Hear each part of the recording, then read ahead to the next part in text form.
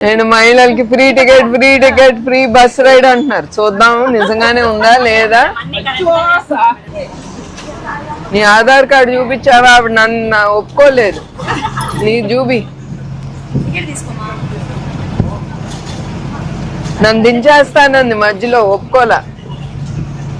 చిన్నది చేయించుకోవచ్చు కదా.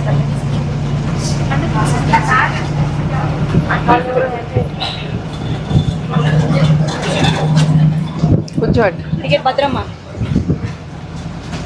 పేరేంటి? గంగమ్మ. నీ ఊరు పేరు? సొంతూరు. సొంతూరేనా?